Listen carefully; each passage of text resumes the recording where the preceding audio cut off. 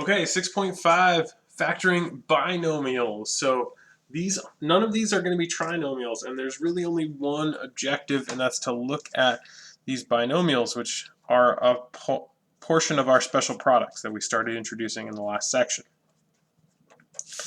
So we introduced perfect square trinomials, and now we have two new special products, difference of squares, and then sums and differences of cubes. Now, difference of squares is the one that most people tend to remember. And they look like this. A squared minus b squared, it's a difference of squares, factors to a plus b times a minus b. This is the classic one that most people are able to remember. It's the one that I remember the best as well. For sums and differences of cubes, there are two. There's a cubed plus b cubed. This factors to a plus b times the quantity, a squared minus ab plus b squared. And there's a cubed minus b cubed, which factors to a minus b times a squared plus ab plus b squared. So these two trinomials here are prime. They cannot be factored. They kind of look like perfect square trinomials, but they're missing the 2 that would need to be on these two terms. So these are just more things to factor, more shortcuts that you can look for. The nice thing about these is these are specifically for binomials. So if you don't have a binomial like all of these, if you have a trinomial, these two things don't apply. And if you have a binomial, the trinomial factoring stuff doesn't apply. So let's walk through and identify which type we have and then factor it. So starting with number 1, 196 x to the 4th minus y to the 8th over 36. So remember, variables on exponents are different. They are perfect squares if they're divisible by 2. So these are perfect squares. 36, 1 over 36 is obviously a perfect square with 6. 196 is the one that you might not know. 196 is actually 14 squared. So what we have here is 14x squared squared minus y to the 4th over 6 quantity squared. So these are our a and our b from our formula here. So this factors to 14x squared minus y to the 4th over 6 times 14x squared plus y to the 4th over 6. And that's our final answer.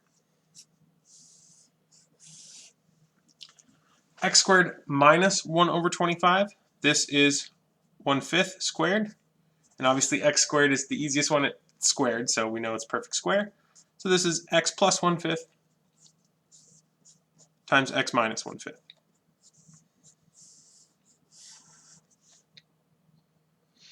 Four y squared is 2y squared. 81 is 9 squared, so this is 2y minus 9 times 2y plus 9. And that's our answer. So difference of squares, really, really easy to spot. They have to be perfect squares. Cubes, differences and sums of cubes, not quite as easy, but again, if it's not a binomial, it's not a difference of cubes or a sum of cubes. So that's one hint. And then the other hint is if you have squares instead of cubes, it's not a difference or sum of cubes. So x cubed plus 8, our a is x, our b is 2. So I'm going to use this to fill out this first row here, because this is a sum, it's got a plus. So we have x plus 2 times x squared minus 2 times x plus 2 squared is 4. And you can try as hard as you want. There is nothing that multiplies to 4 and adds up to -2. So this trinomial is prime, which is why this is how this gets factored, and we can't do any more after that. So we move on, and we are satisfied with that factorization. Number 5 here, 64 is 4 cubed, so this is 4x cubed plus 1 cubed, because 1 to any power is itself. So my a is 4x, my b is 1. It's still a sum, so this is 4x plus 1 times 4x squared minus 4x times 1 plus 1 squared. And simplifying down, we have 4x plus 1 times 16x squared minus 4x plus 1. And that's our final answer. Because again, there's nothing that multiplies up to positive 16 and adds to negative 4. You just can't find it. Number 6 and number 7 are difference of cubes instead of sums of cubes. So this is a equals y, b equals 3. 3 cubed is 27.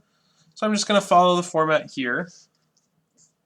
Y minus 3 times the quantity of y squared plus 3y plus 3 squared is 9.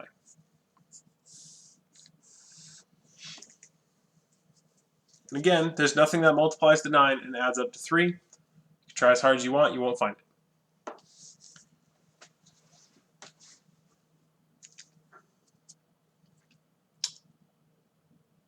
So moving into number 7, this is actually supposed to be a 64a cubed, not a 54. 54 is not a perfect cube. So 64a cubed is 4a cubed, and 16b cubed is 2b. No, it's not. What is that supposed to be? Is it supposed to be 54? Are we supposed to factor? I think we're supposed to factor. Change it back to a 54. It's probably a 54 in your paper anyway for a reason. So what can we factor out of 54 and 16? Well, we can definitely do a 2. We can definitely do a 4. So let's start there. No, I'm wrong again, aren't I? You can't factor 4 out of 54. I'm a crazy person. All right, so let's rewrite this since I've gone and confused you all nice and good. 54a cubed minus 16b cubed. We can factor a 2. 2 out of 54 is 27. There's the perfect cube. Okay. Minus 8b cubed.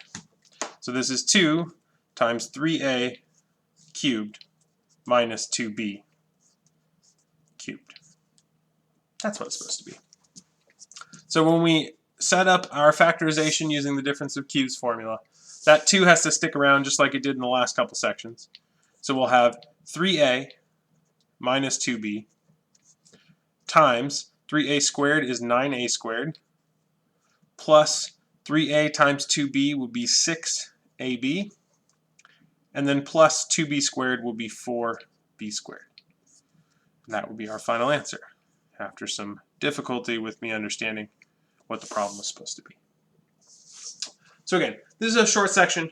It's designed to be short because it's just introducing these special products. You got to do the practice, you got to do the homework to get the practice to recognize these faster and faster. But the nice thing is again, these are binomials. So if you don't have a binomial, ignore this completely. And if you have a binomial, you can ignore all the trinomial stuff that we've been doing this chapter as well. So that is the end of 6.5.